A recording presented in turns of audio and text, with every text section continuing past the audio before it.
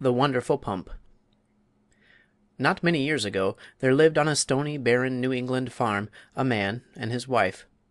They were sober, honest people, working hard from early morning until dark to enable them to secure a scanty living from their poor land. Their house, a small one-storied building, stood upon the side of a steep hill, and the stones lay so thickly about it that scarce anything green could grow from the ground. At the foot of the hill, a quarter of a mile from the house by the winding path, was a small brook, and the woman was obliged to go there for water and to carry it up the hill to the house.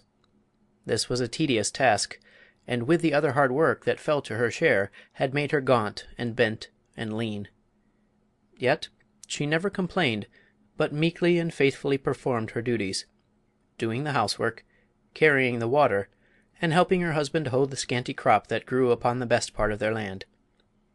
One day, as she walked down the path to the brook, her big shoes scattering the pebbles right and left, she noticed a large beetle lying upon its back and struggling hard with its little legs to turn over, that its feet might again touch the ground. But this it could not accomplish, so the woman, who had a kind heart, reached down and gently turned the beetle with her finger. At once it scampered from the path, and she went on to the brook.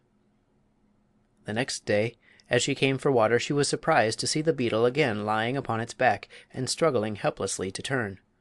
Once more the woman stopped and set him upon his feet, and then, as she stooped over the tiny creature, she heard a small voice say, "Oh, thank you! Thank you so much for saving me!" Half frightened at hearing a beetle speak in her own language, the woman started back and exclaimed, "Las' sakes! Surely you can't talk like humans!" Then, recovering from her alarm, she again bent over the beetle, who answered her, "Why shouldn't I talk, if I have anything to say?" "'Cause you're a bug," replied the woman. "That is true, and you saved my life, saved me from my enemies, the sparrows. And this is the second time you have come to my assistance, so I owe you a debt of gratitude. Bugs value their lives as much as human beings, and I am a more important creature than you in your ignorance may suppose. But tell me, why do you come each day to the brook?" "For water," she answered, staring stupidly down at the talking beetle. "Isn't it hard work?" the creature inquired. "Yes, but there's no water on the hill," said she. "Then dig a well and put a pump in it," replied the beetle. She shook her head. "My man tried it once, but there was no water," she said, sadly. "Try it again," commanded the beetle, "and in return for your kindness to me I will make this promise. If you do not get water from the well you will get that which is more precious to you. I must go now. Do not forget. Dig a well." And then, without pausing to say good-bye, it ran swiftly away and was lost among the stones. The woman returned to the house, much perplexed by what the beetle had said, and when her husband came in from his work she told him the whole story. The poor man thought deeply for a time, and then declared, "Wife, there may be truth in what the bug told you. There must be magic in the world yet, if a beetle can speak. And if there is such a thing as magic, we may get water from the well. The pump I bought to use in the well, which proved to be dry, is now lying in the barn, and the only expense in following the talking bug's advice will be the labor of digging the hole. Labor I am used to, so I will dig the well." Next day he set about it, and dug so far down in the ground that he could hardly reach the top to climb out again, but not a drop of water was found. "Perhaps you did not dig deep enough," his wife said, when he told her of his failure. So the following day he made a long ladder, which he put into the hole, and then he dug and dug and dug until the top of the ladder barely reached the top of the hole. But still there was no water. When the woman next went to the brook with her pail she saw the beetle sitting upon a stone beside the path. So she stopped and said, "My husband has dug the well, but there is no water." "Did he put the pump in the well?" asked the beetle. "No," she answered. "Then do as I commanded, put in the pump, and if you do not get water I promise you something still more precious." Saying which, the beetle swiftly slid from the stone and disappeared. The woman went back to the house and told her husband what the bug had said. "Well," replied the simple fellow. "There can be no harm in trying." So he got the pump from the barn and placed it in the well, and then he took hold of the handle and began to pump, while his wife stood by to watch what would happen.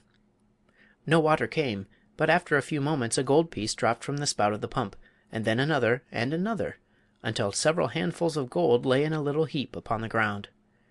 The man stopped pumping then and ran to help his wife gather the gold pieces into her apron, but their hands trembled so greatly through excitement and joy that they could scarcely pick up the sparkling coins. At last she gathered them close to her bosom, and together they ran to the house, where they emptied the precious gold upon the table and counted the pieces. All were stamped with the design of the United States Mint, and were worth $5 each. Some were worn and somewhat discolored from use, while others seemed bright and new, as if they had not been much handled. When the value of the pieces was added together, they were found to be worth $300. Suddenly the woman spoke. "Husband, the beetle said truly when he declared we should get something more precious than water from the well. But run at once and take away the handle from the pump, lest anyone should pass this way and discover our secret." So the man ran to the pump and removed the handle, which he carried to the house and hid underneath the bed. They hardly slept a wink that night, lying awake to think of their good fortune and what they should do with their store of yellow gold. In all their former lives they had never possessed more than a few dollars at a time, and now the cracked teapot was nearly full of gold coins. The following day was Sunday, and they arose early and ran to see if their treasure was safe. There it lay, heaped snugly within the teapot, and they were so willing to feast their eyes upon it that it was long before the man could leave it to build the fire, or the woman to cook the breakfast. While they ate their simple meal, the woman said, "We will go to church today and return thanks for the riches that have come to us so suddenly, and I will give the pastor one of the gold pieces." "It is well enough to go to church," replied her husband, "and also to return thanks, but in the night I decided how we will spend all our money, so there will be none left for the pastor." "We can pump more," said the woman.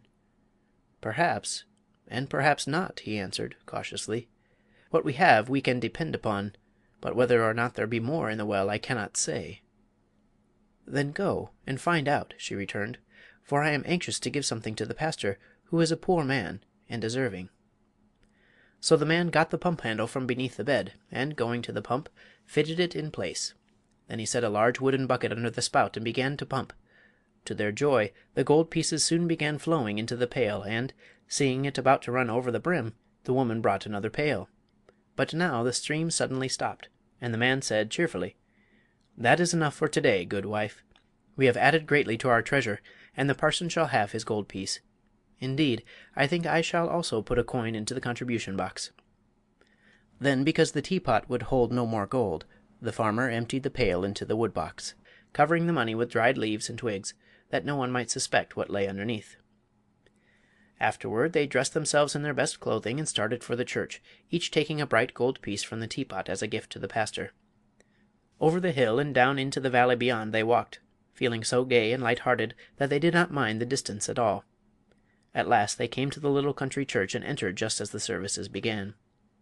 Being proud of their wealth and of the gifts they had brought for the pastor, they could scarcely wait for the moment when the deacon passed the contribution box. But at last the time came, and the farmer held his hand high over the box and dropped the gold piece so that all the congregation could see what he had given.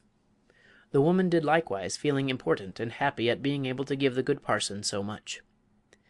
The parson, watching from the pulpit, saw the gold drop into the box, and could hardly believe that his eyes did not deceive him. However, when the box was laid upon his desk there were the 2 gold pieces, and he was so surprised that he nearly forgot his sermon. When the people were leaving the church at the close of services, the good man stopped the farmer and his wife and asked, "Where did you get so much gold?" The woman gladly told him how she had rescued the beetle, and how, in return, they had been rewarded with the wonderful pump. The pastor listened to it all gravely, and when the story was finished he said, "According to tradition, strange things happened in this world ages ago, and now I find that strange things may also happen today. For by your tale you have found a beetle that can speak, and also has power to bestow upon you great wealth." Then he looked carefully at the gold pieces and continued, "Either this money is fairy gold, or it is genuine metal, stamped at the mint of the United States government. If it is fairy gold it will disappear within 24 hours, and will therefore do no one any good. If it is real money, then your beetle must have robbed someone of the gold and placed it in your well. For all money belongs to someone, and if you have not earned it honestly, but have come by it in the mysterious way you mention, it was surely taken from the persons who owned it, without their consent. Where else could real money come from?" The farmer and his wife were confused by this statement, and looked guiltily at each other, for they were honest people and wished to wrong no one. "Then you think the beetle stole the money?" asked the woman. "By his magic powers he probably took it from its rightful owners. Even bugs which can speak have no consciences and cannot tell the difference between right and wrong. With a desire to reward you for your kindness, the beetle took from its lawful possessors the money you pumped from the well." "Perhaps it really is fairy gold," suggested the man. "If so, we must go to the town and spend the money before it disappears."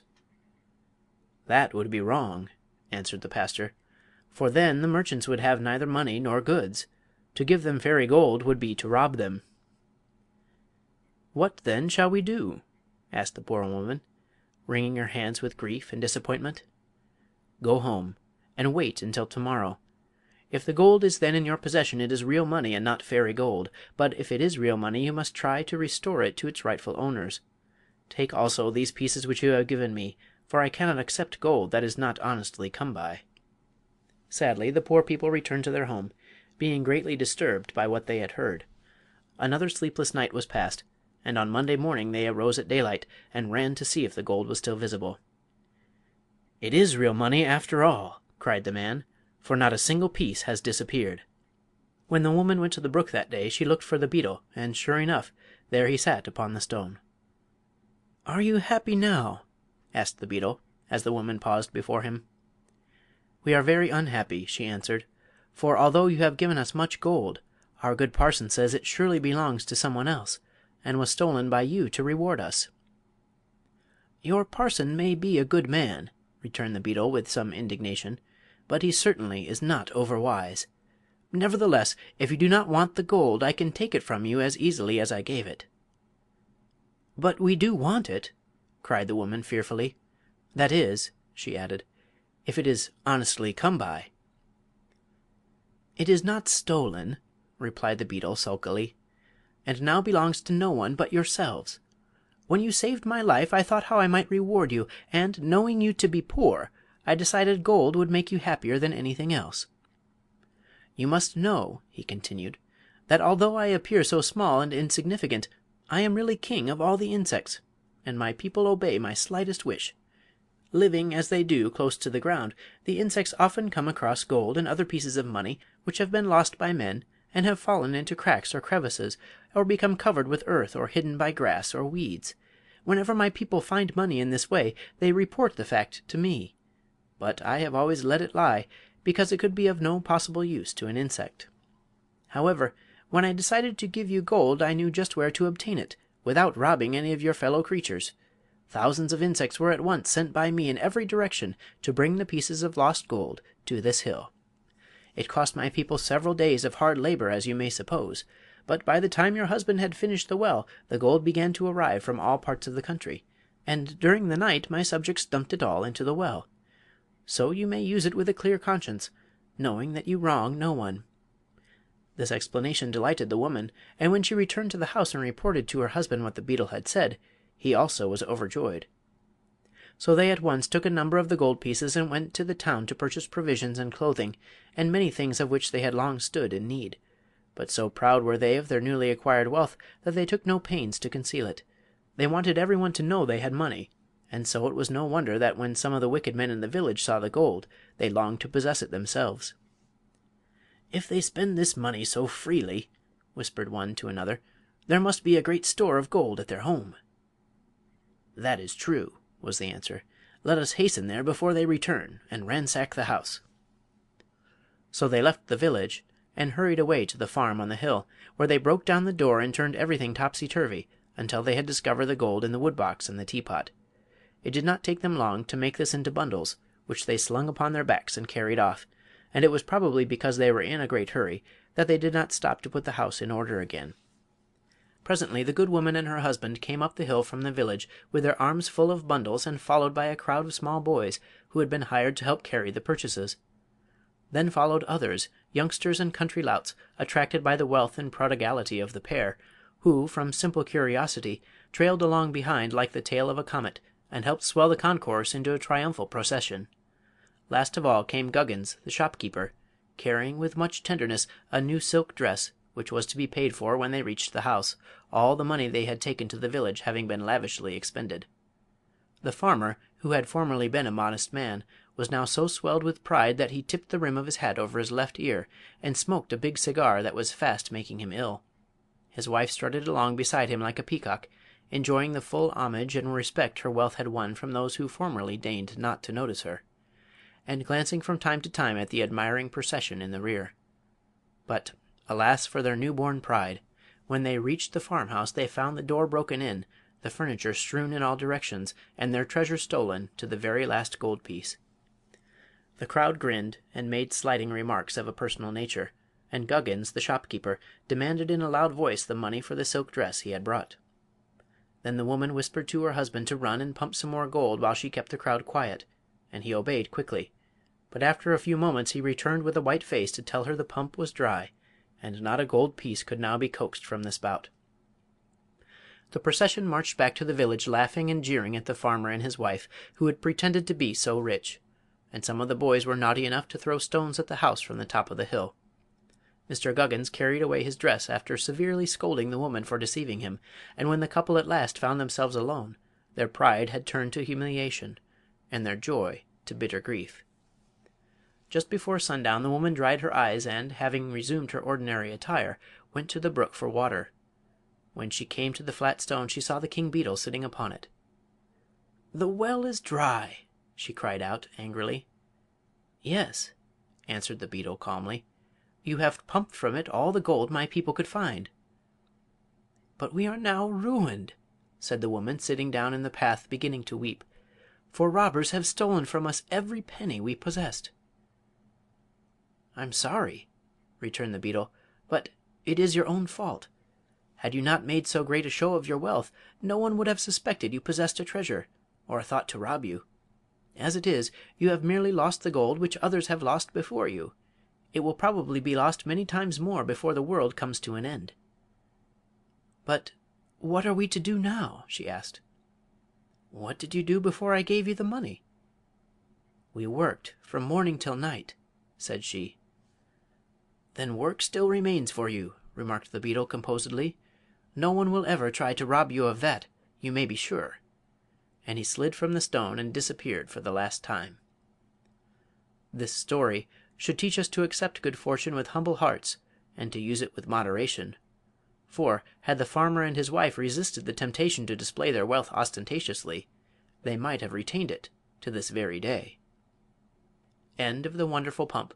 Recording by Matthew Reese, Davenport, Iowa.